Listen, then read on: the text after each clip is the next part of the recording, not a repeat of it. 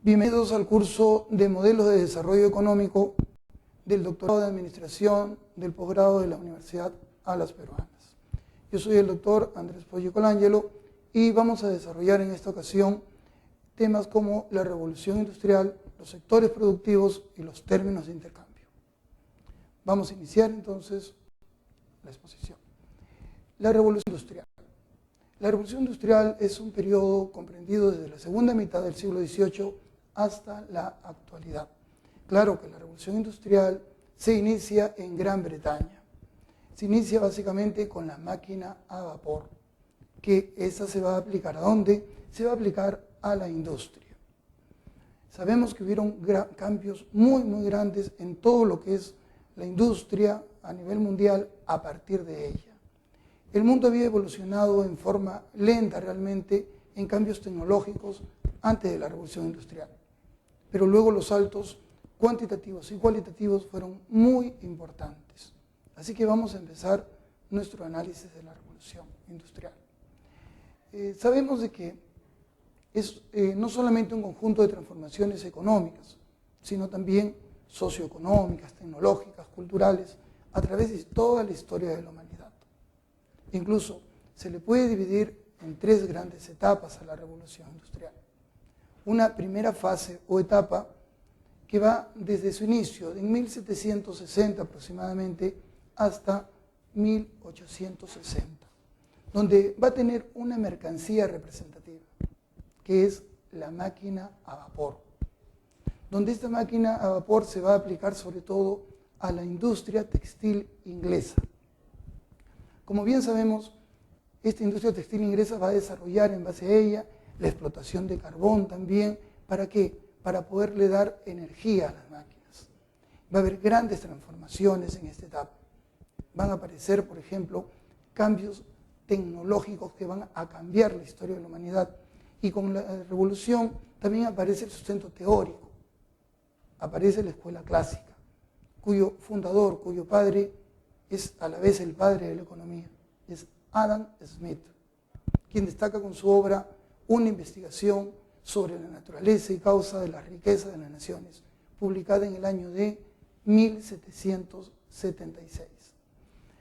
La revolución industrial está basada en la máquina a vapor que va a reemplazar el esfuerzo humano y también el trabajo de los animales.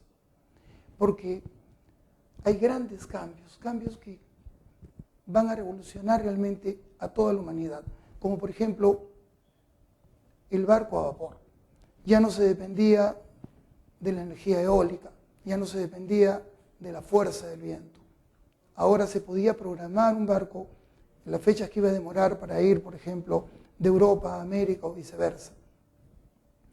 ¿Y quién lo iba a mover? La fuerza del carbón, el vapor, esta energía. Igual pasa también en la industria textil, como decíamos, con la máquina textil a vapor. Y también sucede con el transporte terrestre, con el ferrocarril, que va a reemplazar el sistema antiguo de carretas que existía. Ya no, esto va a cambiar entonces, y la máquina a vapor va a revolucionar en todo ello. Pero sabemos que esta revolución industrial también va acompañada de otros grandes cambios, como cuáles, por ejemplo, pensamos en la independencia de Estados Unidos, donde va a aparecer una gran democracia a nivel mundial y a nivel continental, por supuesto, también. Y sabemos que también se da la Revolución Francesa, con todos los cambios socioeconómicos, culturales que va a traer. Por lo tanto, esta primera etapa, comprendida de 1760 a 1860, trae esos cambios y entre ellos, por ejemplo, también tenemos el telégrafo, que va a cambiar todas las comunicaciones. Ya quedaban atrás las cartas, palomas mensajeras y todo ello. Y el telégrafo, junto con el ferrocarril, va a hacer que la economía de los países crezca. Por ejemplo, Estados Unidos comienza su expansión hacia el oeste con los ferrocarriles y con el telégrafo, lo cual va a permitir que se desarrolle y se constituya en la primera potencia económica del mundo. ¿Qué más tenemos? Tenemos luego una segunda etapa, una segunda fase de la revolución industrial, que se va a dar entre los años de 1860 y 1960. Traen cambios, por supuesto, como cuáles. Como por ejemplo, la mercancía representativa va a ser el automóvil, todo lo que es el motor de explosión, que va a cambiar toda la historia de la humanidad, va a permitir que crezcan las urbes de una manera que como nunca se había visto jamás en la historia. También el carbón es reemplazado por la energía eléctrica, ya sea ella termoeléctrica o hidroeléctrica, pero energía eléctrica al fin y al cabo, lo que va a mover las maquinarias. También el telégrafo es reemplazado por el teléfono y ahí comienzan las comunicaciones a ser más fluidas. Ese es un cambio importantísimo en la historia de la humanidad. Y los vapores se mueven con motores diésel, igual los ferrocarriles. Ya van dejando de lado todo lo que era el vapor. Es decir, ahí vamos a ver unos cambios tremendos en comunicaciones. La radio también, puesto que nos permite comunicarnos a grandes distancias y llevar pensamientos, ideas, culturas de un lugar a otro. Son lo más representativo y vamos a ver que, por ejemplo, aparecen grandes fortunas como la de Henry Ford, basada básicamente en la producción en masa, el Fordismo, donde viene la línea de producción que reemplaza a la producción artesanal. Ese es otro aporte muy grande, pero también en esta época se van a dar cambios sociales, culturales. De 1860 a 1960, por ejemplo, aparecen los países socialistas, que tienen otro modo de enfocar a la economía y también van a ser importantes para ver todo el desarrollo económico de la humanidad. Luego vamos a encontrar una tercera etapa, la tercera etapa de la revolución que se da a partir de 1960 y hasta dónde llega hasta la actualidad. ¿Y cuál es la mercancía representativa? El microchip, donde vamos a encontrar que es toda la revolución tecnológica y sobre todo informática. Aparecen las computadoras, aparece el teléfono celular, aparecen comunicaciones vía satélite, es decir, cambios enormes y con esto también va a aparecer la globalización, que vamos a encontrar un intercambio a nivel mundial de bienes, de servicios, de cultura, por supuesto también, de personas. Se va a dar, por ejemplo, la fase del imperialismo como fuerza, donde los capitales salen de los países ricos hacia los países más pobres buscando nuevos mercados. Y todas esas tres fases van a constituir la revolución industrial. Algunos dicen que son tres revoluciones, otros afirman que no, que es una sola revolución que tiene tres fases o etapas. Y así llegamos hasta la actualidad, donde vamos a encontrar otras fuentes energéticas, por ejemplo, como la energía solar, la energía nuclear, y así va a seguir. Va a seguir la revolución con todas estas etapas. Como bien mencionábamos entonces, en la primera fase de la revolución, la máquina a vapor, la fuente energética, el carbón. Inventos importantes, el telégrafo, los ferrocarriles, los barcos a vapor. En acontecimientos sociales tenemos, por ejemplo, la independencia de Estados Unidos y tenemos la Revolución Francesa. En la segunda etapa, desde 1860 a 1960, la mercancía representativa, el automóvil y productos que se van a inventar y se van a comercializar en esa época, el teléfono, la radio, la televisión y por supuesto los aviones, que van también a contribuir al tráfico de personas de un lugar a otro.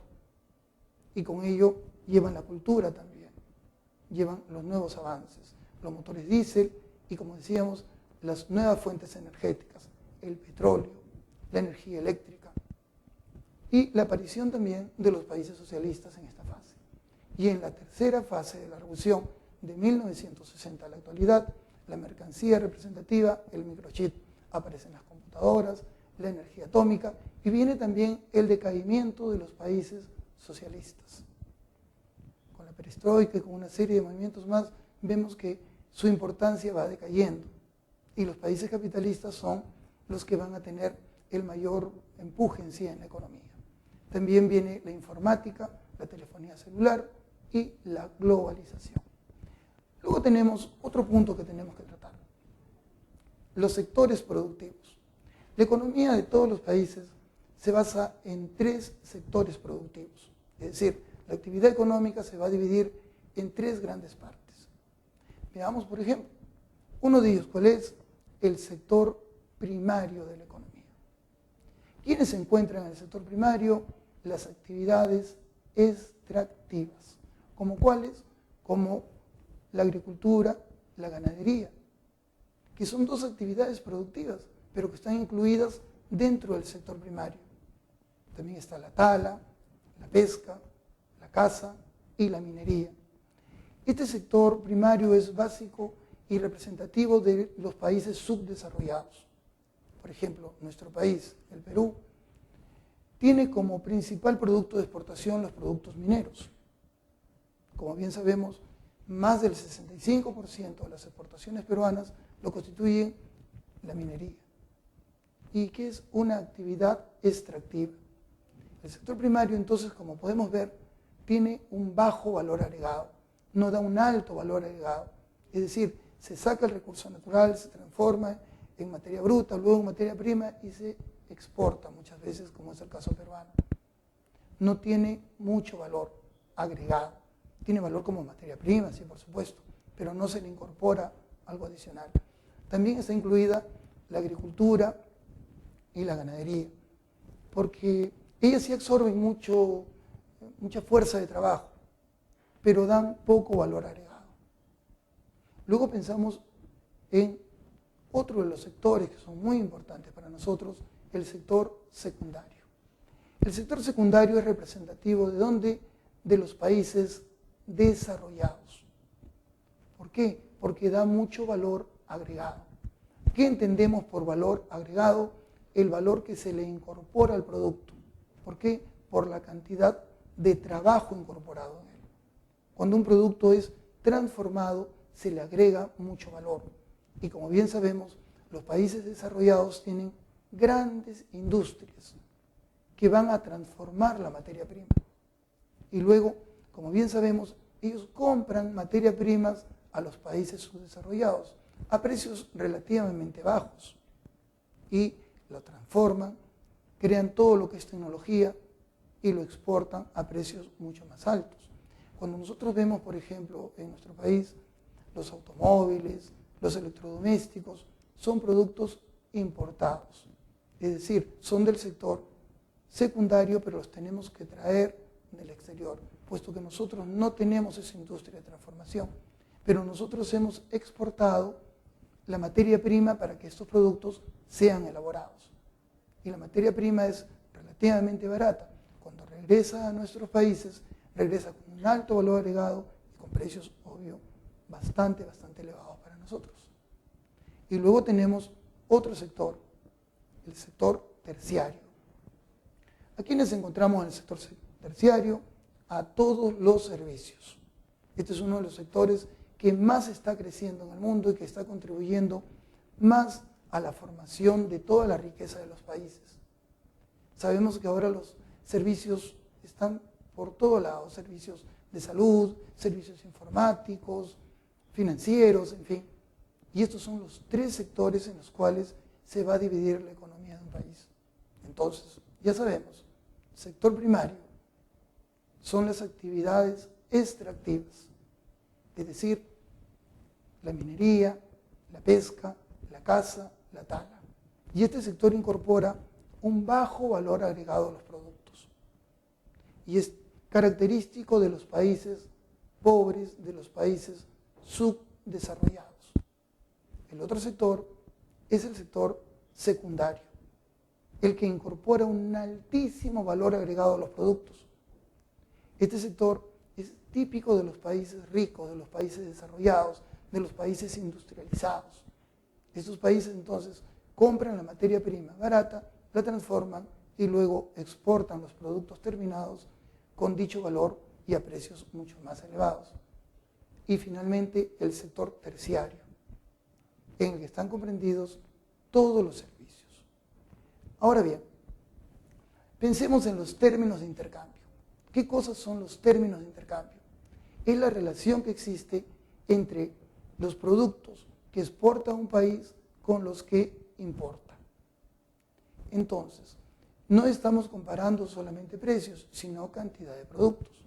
Por decir, ¿qué cantidad de libras de plata tenemos que exportar nosotros los peruanos para obtener, por decir, un tractor? Esa es la comparación. Y entonces, vamos a ver que los términos de intercambio son favorables cuando sube, por ejemplo, la cotización internacional de los minerales. En este caso estamos hablando de los commodities mineros. Cuando ellos suben su cotización internacional, nosotros recibimos muchísimo más dinero. Y entonces, si damos X cantidad de plata por un tractor, pues ahora damos menos cantidad de plata por el mismo tractor. Ahí nos estarían favoreciendo los términos de intercambio. Pero cuando esos commodities mineros bajan, es decir, se cotizan menos a nivel internacional, nosotros tenemos que exportar mayor cantidad de libras de plata para obtener el mismo tractor. Ahí decimos que los términos de intercambio son desfavorables para el país. Entonces, ya sabemos, es comparación de un producto con otro. Y, obvio, el dinero nos va a servir para medir los valores, puesto que una de las funciones del dinero es precisamente una medida de valor o valorímetro. Y así es como podemos comparar los diversos términos de intercambio, cuando son favorables o cuando son desfavorables. Entonces, cuando me dicen términos de intercambio, simplemente digo, es la relación entre la cantidad de mercancías nacionales que tenemos que exportar a cambio de cierta cantidad de mercancías procedentes del exterior. Muchísimas gracias.